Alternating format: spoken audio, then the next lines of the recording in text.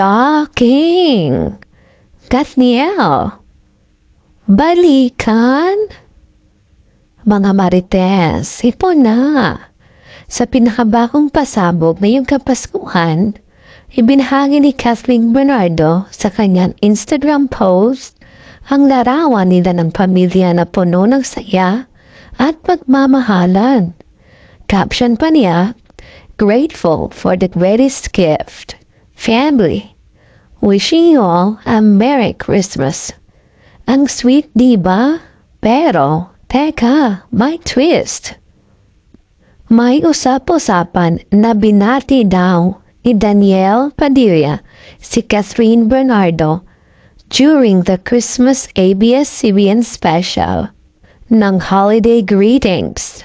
Di ba nga nachika pa si Danielle na di umano'y na may pa-flowers pa para kay Kathleen?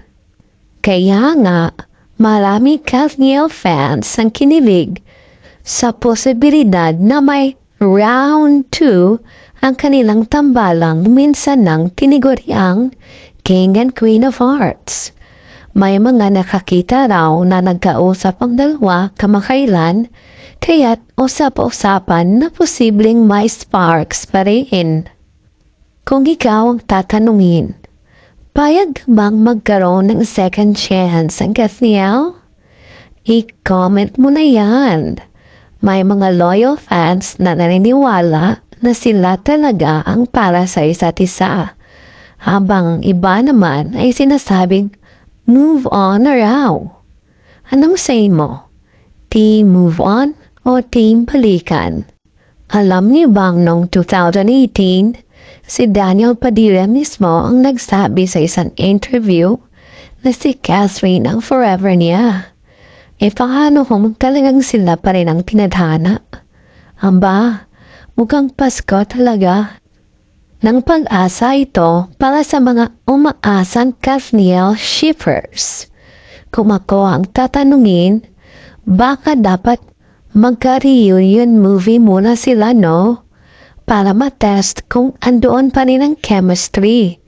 Who knows, baka after ng Take 2 na pelikula, mag-take 2 rin ang kanilang love story.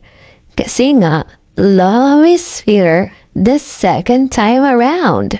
Di ba mga sis? Kaya mga Mars, kung gusto nyo pang mauna sa latest chika, i-click mo na ang subscribe button para updated ka lagi. Kung bet mo ang content na ito, i-like na rin at i-share sa mga tropang Kathniel fans. Don't forget to comment kung ano ang opinion mo. Baka ma-feature ka pa sa next video.